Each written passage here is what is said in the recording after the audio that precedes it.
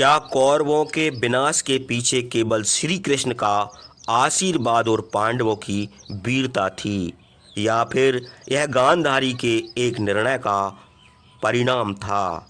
इस सवाल ने इतिहासकारों और पौराणिक कथाओं के शोधकर्ताओं को हमेशा उलझा रखा है। आज हम इस रहस्य से पर्दा उठाएंगे। गांधारी महाभारत की सबसे रहस्यमय और शक्तिशाली महिलाओं में से एक थी। उन्होंने अपनी तपस्या, त्याग और साप से पूरे युग की दिशा बदल दी थी। लेकिन एक प्रश्न जो आज भी अनुत्तरित है, क्या गांधारी के निर्णय ने ही कौरवों के विनाश की नींव रखी थी? गांधारी का विवाह हस्तिनापुर के अंधे राजकुमार धृतराष्ट्र से हुआ था।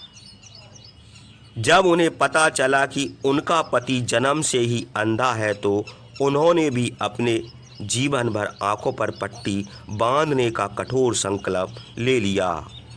यह निर्णय न कि उनके त्याग और प्रेम का प्रतीक था, बल्कि उनके संकल्प की दृढ़ता को भी दर्शाता था।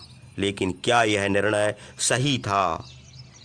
एक माता के रूप में क्या उन्हें अपने बच्चों के लिए खुद को सीमित करना चाहिए था?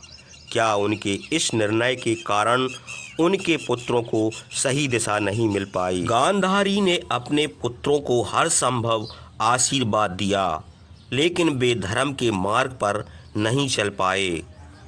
इसका एक बड़ा कारण यह था कि गांधारी ने अपनी आंखों पर पट्टी बांधकर अपने पुत्रों को अपने नैतिक मार्गदर्शन से वंचित कर दिया। एक माँ का सबसे महत्वपूर्ण कर्तव्य अपने बच्चों को सही गलत की पहचान कराना होता है।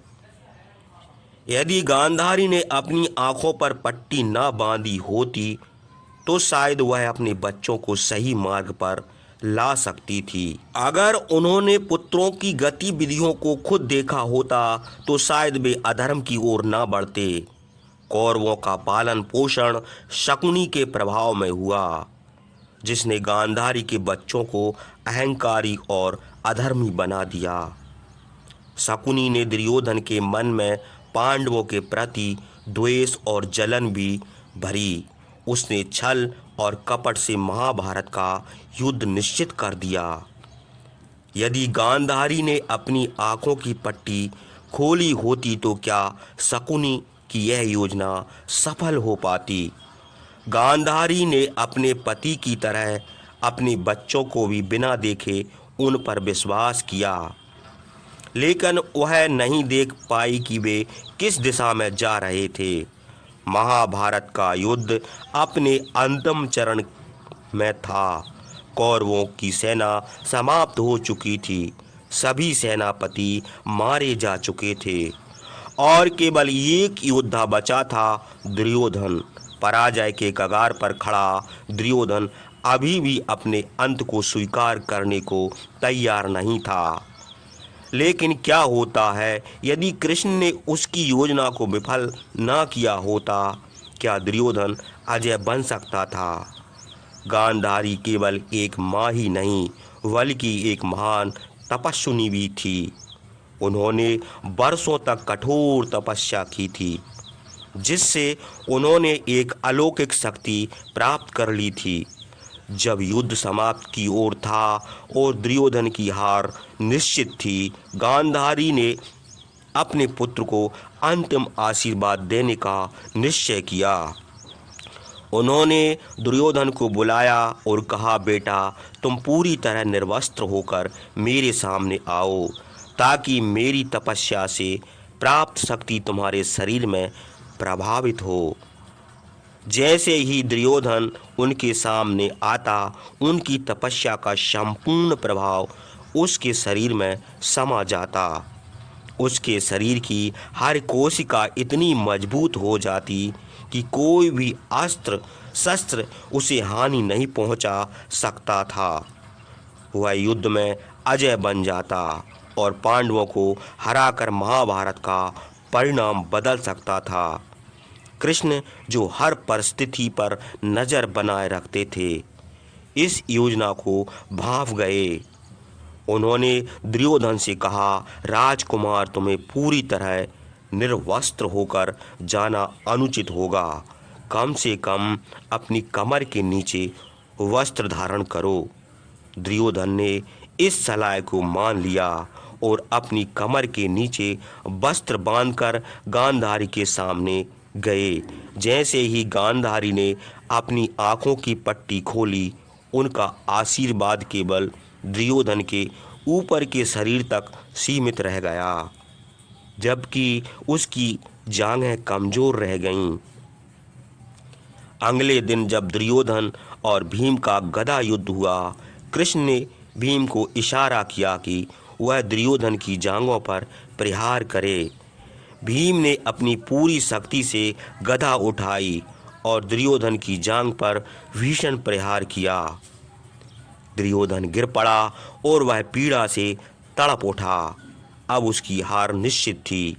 यदि कृष्ण ने दुर्योधन को वस्त्र पहनने के लिए ना कहा होता तो गांधारी का आशीर्वाद उसे अजय बना सकता था, लेकिन कृष्ण की कूटनीति के कारण उसकी कमजोरी बनी रही और महाभारत का युद्ध पांडवों की जीत के साथ समाप्त हुआ।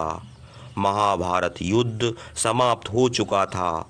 हस्तिनापुर के सिंहासन पर अब पांडवों का अधिकार था, लेकिन इस विजय के बाद भी चारों ओर केवल विनाश और शोक था। गांधारी, जिन्होंने अपने 100 पुत्रों को खो दिया था, अपने जीवन के सबसे कठिन क्षण का सामना कर रही थी। उनका हृदय संताप और क्रोध से भरा हुआ था।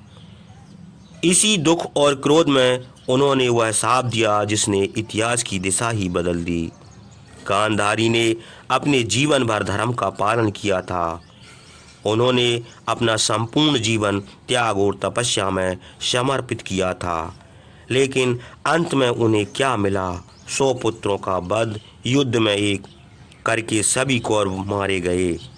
पति धृतराष्ट्र का दर्द, वह भी शोक में डूबे हुए थे, लेकिन अंधे होने के कारण वे अपने पुत्रों का अंतिम दर्शन भी नहीं कर पाए।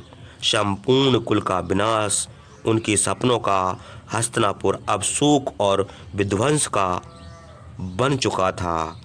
जब गांधारी ने कुरुक्षेत्र में पड़ी दुर्योधन और अपने अन्य पुत्रों की लाशें देखीं तो वह श्री कृष्ण के पास गई। गांधारी जानती थी कि श्री कृष्ण ने इस युद्ध में सबसे महत्वपूर्ण भूमिका निभाई थी। हे माधव, तुम चाहते तो यह युद्ध रोक सकते थे। तुमने अपनी लीला से यह युद्ध होने दिया। जैसे मेरे पुत्र मुझसे छिन गए, वैसे ही तुम्हारे कुल भी नष्ट हो जाएगा। जिस तरह कौरवों का विनाश हुआ, उसी तरह 36 वर्षों के भीतर तुम्हारे यादव वंश का भी नाश हो जाएगा।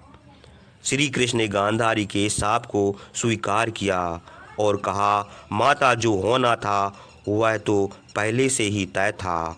आपने केवल विधि का विधान पूरा किया है। गांधारी का यह शाप सत्य हुआ। 36 वर्षों बाद यादवों के बीच गृह युद्ध छिड़ गया। कृष्ण की नगरी द्वारका में यादवों ने मदिरा पीकर आपस में लड़ाई शुरू कर दी। श्री कृष्ण के पुत्र प्रद्युम्न समेत कई यादव आपसी संघर्ष में मारे गए। अंततः पूरी यादव सेना ने एक दूसरे को मार डाला और यादव कुल समाप्त हो गया। श्री कृष्ण भी इस विनाश को रोक नहीं सके। उन्होंने स्वयं वन में जाकर ध्यान लगाया और एक शिकारी के तीर से उन्होंने भी देह को त्याग दिया। गांधारी का निर्णय कौरवों के विनाश का कारण बना। क्या उन्होंने अपनी आंखों पर पट्टी बांधकर एक माँ का सबसे बड़ा कर्तव्य छोड़ दिया? अगर वे अपने पुत्रों को सही दिशा देती तो क्या महाभारत का युद्ध टल सकता था?